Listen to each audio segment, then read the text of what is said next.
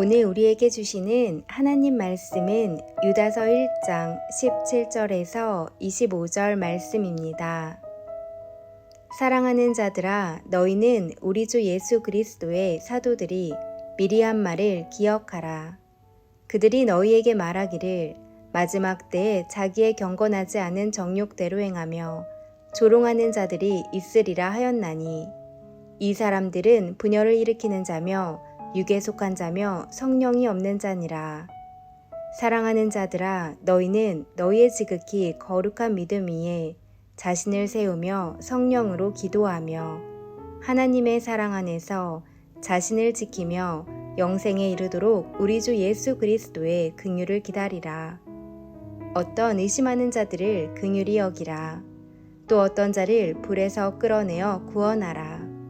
또 어떤 자를 그 육체로 더럽힌 옷까지도 미워하되 두려움으로 긍휼히 여기라. 능히 너희를 보호하사 거침이 없게 하시고 너희로 그 영광 앞에 흠이 없이 기쁨으로 서게 하시리.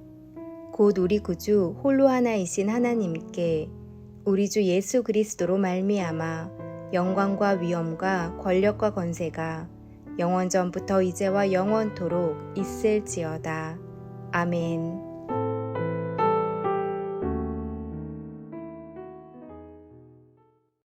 오늘은 부활주일을 앞두고 종려주일 예배와 성찬 예배로 하나님께 드리는 날입니다. 이 거룩한 주일에 주님의 은혜와 사랑이 여러분과 함께 하시기를 예수님의 이름으로 축원합니다. 어제와 오늘 이틀 동안 저희 교회는 유다서 강해를 듣고 있습니다. 모펫이라는 신학자가 유다서를 이렇게 말했습니다. 유다서는 교회를 일깨우는 불의 책이다. 교회를 일깨우는 불의 책이라고 했습니다. 고난주간을 시작하면서 불의 책인 유다서를 우리가 듣게 되는 것이 얼마나 감사한 일인지 모르겠습니다. 이제 내일 월요일부터 금요일까지 고난주간 특별 새벽 기도회가 시작이 됩니다. 오늘 불의 말씀인 유다서를 우리가 듣고 내일부터 새벽에 나와서 기도할 때 귀한 은혜를 얻기를 바라고, 다 나오지 못한다 할지라도 적어도 하루 혹은 이틀을 내 몸을 새벽에 일으키고 이곳에 나와 여러분을 주님께 보여드리며 예배하고 기도하는 시간을 통해서 깊은 만남을 갖게 되기를 저도 기도하겠습니다. 오늘 본문의 첫 절인 유다서 1장 17절을 보겠습니다. 사랑하는 자들아, 너희는 우리 주 예수 그리스도의 사도들이 미리 한 말을 기억하라. 신앙생활은 무엇인가? 그것은 이미 배운 말씀을 다시 기억하는 것입니다. 그러면 신앙교육은 무엇인가? 새로운 진리를 가르치는 것이 아니라 이미 성경에 들어있는 진리를 다시 반복해서 말함으로 진리를 따르도록 도와주는 것입니다. 18절을 보겠습니다. 그들이 너희에게 말하기를 마지막 때에, 지금 시대를 마지막 때라고 했습니다. 언제가 마지막 때인가? 예수님의 초림의 때와 그리스도의 재림의 때 사이를 마지막 때, 종말이라고 부르는 것입니다. 베드로전서 1장 20절에는 그는 창세전부터 미리 알리신 바 되시니나, 여기서 그는 예수 그리스도입니다. 이 말세에 너희를 위하여 나타내신 바 되었으니, 즉 예수 그리스도가 이 땅에 오신 때부터를 말세라고 말한 것입니다. 종말은 언제 시작되었는가? 2000년 전에 예수 그리스도께서 이 땅에 처음 초림하셨을 때 종말은 시작이 됐습니다. 그러면 종말은 언제 완성되는가?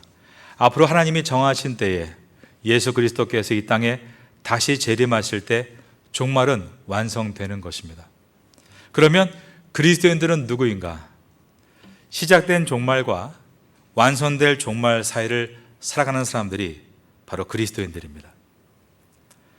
종말론적 신앙이라는 말이 있습니다. 그 뜻은 종말이 이미 시작이 되었고 이제 종말이 완성될 것을 바라보며 깨어서 기도하고 거룩함에 힘쓰며 하나님 나라의 복음을 증거하며 살아가는 것을 종말론적 신앙이라고 부릅니다. 18절에 보면 그들이 너에게 말하기를 마지막 때에 자기의 경건하지 않은 정욕대로 행하며 조롱하는 자들이 있으리라 라고 했습니다. 경건하지 않은 정욕대로 행하며 조롱하는 자들, 이것은 교회가 생긴 이래로 계속적으로 있어왔던 교회의 위험입니다. 예수님이 다시 오신다, 즉 재림을 믿지 않으면 경건할 수 없습니다.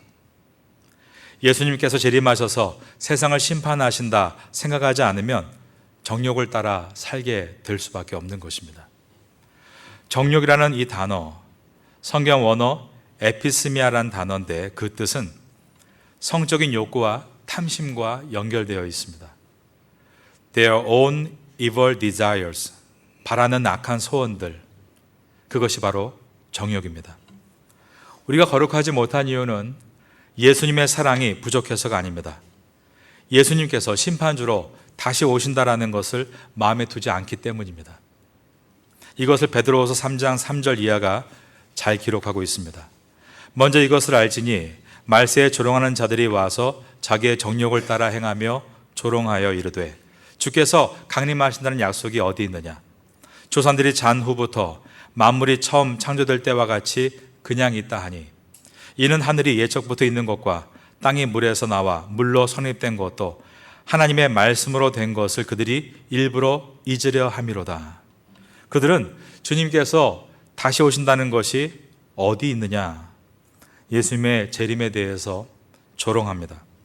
경건을 훈련하지 않고 정욕, 즉 바라는 악한 소원을 따라 살아갑니다. 이런 사람의 특징을 이어지는 19절은 세 가지로 표현했습니다. 이 사람들은 분열을 일으키는 자며 육에 속한 자며 성령이 없는 자니라. 초대교회의 거짓 교사들은 자신들은 환상을 많이 체험한다라고 주장했습니다. 신비한 은사를 많이 가지고 있다라고 주장했습니다. 영적이다라는 말을 매우 빈번하게 사용했습니다. 이 같은 초대교회의 이단을 그나시즘, 영지주의라고 불렀습니다. 우리는 다른 사람보다 신령한 능력을, 영적인 은사를 많이 가지고 있다. 그래서 자기들끼리 그룹을 짓고 분열을 일으켰습니다. 그리고 그들은 자신들은 영적이기 때문에 도덕적인 규범에 매이지 않는다라고 했습니다. 그러면서 육체를 함부로 놀리고 방탕과 음행 가운데 빠졌습니다. 19절에 이 사람들은 분열을 일으키는 자며 육에 속한 자며가 바로 그런 뜻입니다. 유다서는 이들에 대해서 분명하게 말합니다. 자신들은 신비하고 신령하다라고 주장하고 있지만 그들 속에는 성령이 없다라고 선언한 것입니다. 1장 19절을 보니까 이 사람들은 분열을 일으키는 자며 육에 속한 자며 저를 따라 하시겠습니다. 성령이 없는 자니라. 오늘날도 교회를 보면 자신이 무척 신령하다라고 말하면서 부도덕하고 비윤리적인 생활을 하는 사람이 적지 않습니다. 교회 안에서 은사를 체험했다라고 말하면서 다른 사람과의 관계성이 좋지 않고 관계 속에서 거짓된 행동을 하는 사람들이 있습니다. 여러분, 성령 충만의 분명한 표지가 뭔지 아십니까? 그것은 관계 충만입니다.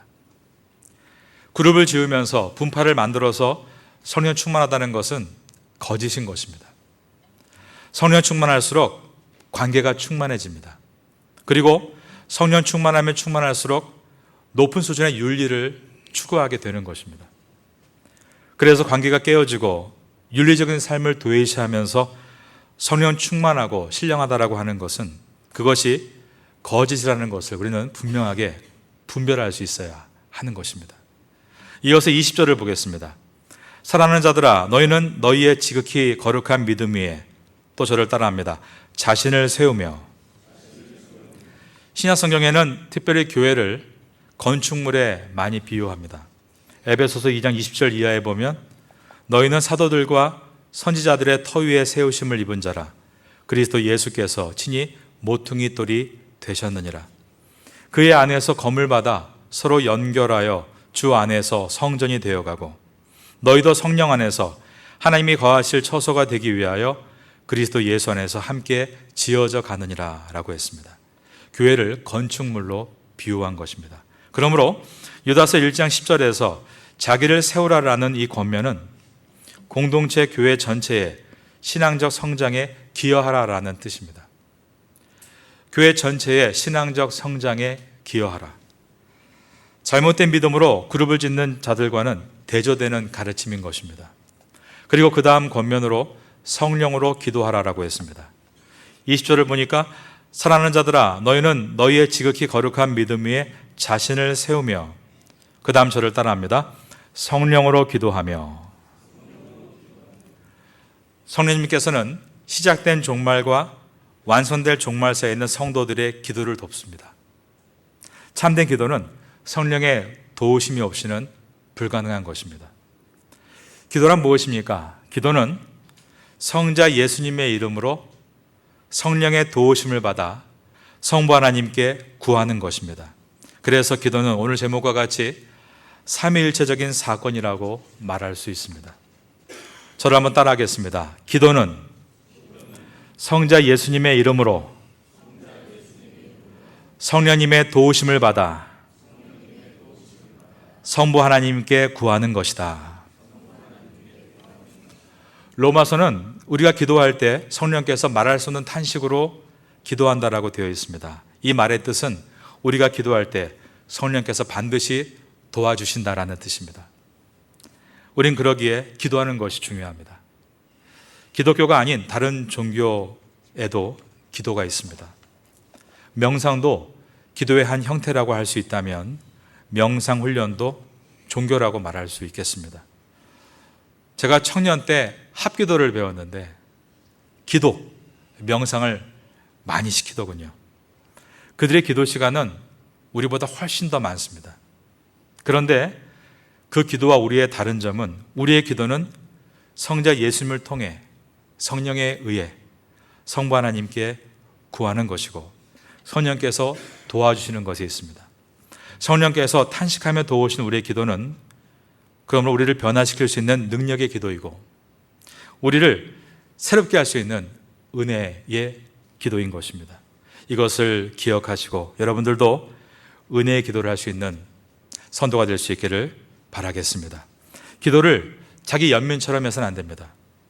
내가 무엇이 부족하고 이것이 없고 저것이 필요하니 나의 필요를 채워주세요. 계속 달라고만 하는 기도는 자기 연민에 빠진 결과입니다. 가장 바람직한 기도는 새벽에 나와서 먼저 말씀을 듣고 그 말씀을 붙들고 기도하는 것입니다. 하나님, 제가 오늘 유다서 말씀을 들었습니다. 신앙의 성숙은 관계의 성숙인 것을 알게 됐습니다. 감사합니다. 제가 객관적으로 어느 부분에서 이것이 부족한지를 알게 하여 주시고 그리고 불편한 관계 속에서 주 앞에 기도할 때 성령께서 친히 저를 도와주심으로 관계가 회복되고 건강한 신앙생활, 건강한 직장생활 그리고 건강한 가정생활을 할 수 있도록 저를 인도하여 주십시오 라고 기도하는 것입니다. 여러분 모두가 이러한 온전한 기도 생활을 회복할 수 있게 되기를 예수님의 이름으로 축원합니다. 이어서 21절을 보겠습니다. 하나님의 사랑 안에서 자신을 지키며 영생에 이르도록 우리 주 예수 그리스도의 긍휼을 기다리라. 하나님의 사랑 안에서 자신을 지키며라고 했습니다. 우리를 지킬 수 있는 방법은 오직 하나님의 사랑 안에 있을 때입니다. 그 사랑은 바로 앞에 보이시는 십자가의 사랑입니다. 이 앞에 있는 십자가를 바라보실 때 우리는 나를 죽기까지 사랑하신 주님과 나의 죄를 죽기까지 미워하신 주님을 만날 수 있어야 합니다. 그럴 때 내가 실패할 때 그럼에도 나를 사랑하시는 주님을 바라보고 다시 일어설 수 있고 내가 잘 나갈 때는 나태함과 방탕함에 빠지지 않을 수 있는 것입니다. 그리고 예수님의 다시 오심을 기다릴 때 우리는 경건함을 지켜나갈 수 있습니다. 21절을 다시 봅니다. 하나님의 사랑 안에서 자신을 지키며 영생에 이르도록 우리 주 예수 그리스도의 긍휼을 저를 따라하겠습니다. 기다리라. 그리스도인은 예수님의 재림을 기다리는 사람들입니다. 기다린다는 것은 어떤 것입니까? 지하철을 기다린다거나 버스를 기다린다고 했을 때는 기다리는 사람이 할 수 있는 것이 아무것도 없습니다. 전적으로 수동적인 기다림이죠. 아무것도 할 수 없이 그냥 막연하게 핸드폰을 켜놓고 시간을 때워야 하는 겁니다. 그런데 주님의 재림을 기다리는 성도의 기다림은 버스를 기다리거나 지하철을 기다리는 것 같은 수동적인 기다림이 아니라 이 기다림은 시간을 채우는 기다림입니다. 매일 예수님의 재림을 기대하면서 매일 주님의 복음을 배우고 그 복음으로 살아내고 복음을 증거하면서 매일 거룩함에 힘쓰며 기다리는 능동적인 기다림, 바로 이것이 시간을 채우는 성도의 기다림입니다. 매일 경건을 채워가시는 성도의 삶을 살 수 있게 되기를 주님의 이름으로 축원합니다. 이어지는 22절과 23절을 보겠습니다. 어떤 의심하는 자들을 긍휼히 여기라.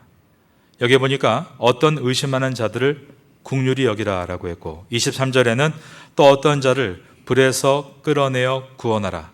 또 어떤 자를 그 육체로 더럽힌 옷까지도 미워하되 두려움으로 긍휼히 여기라 라고 했습니다.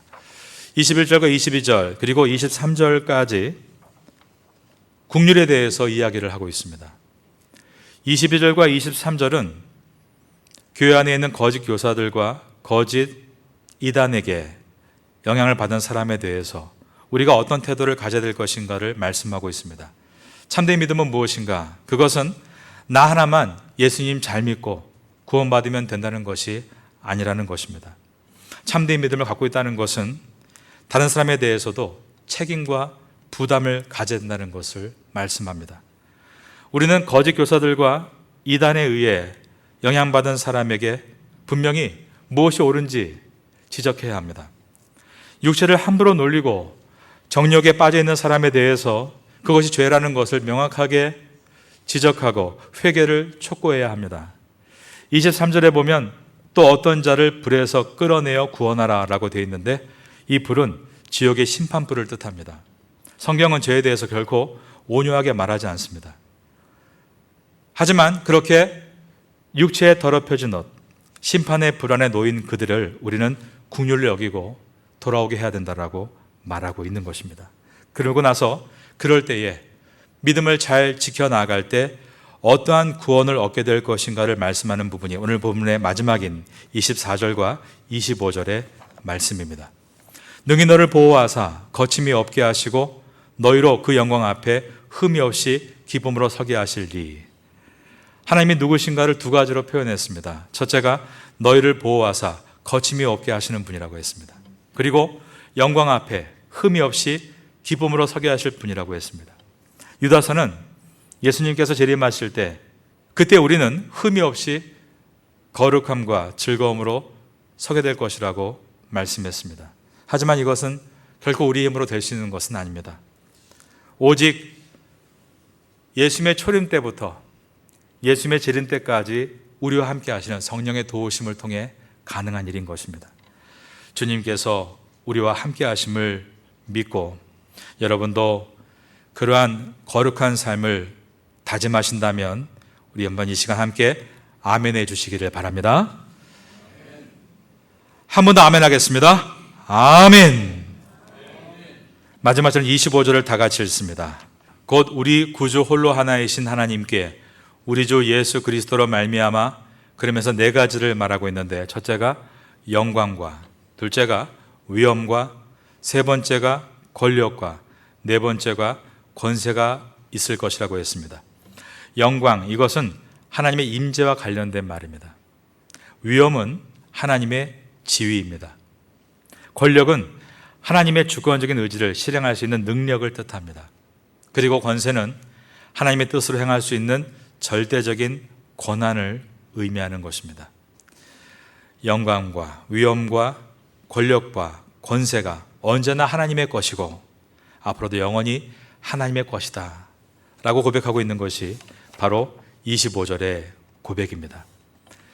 이제 이 고백을 우리가 고난주간을 시작하며 할 수 있기를 바라고, 우리는 이 마지막 때에 시간을 허비하는 삶이 아니라 시간을 채워가는 삶을 살기 위해서 다시 깨어있기를 바랍니다. 고난주간을 시작하면서 이러한 은혜가 우리 모두에게 있게 되기를 마지막으로 예수님의 이름으로 축원합니다.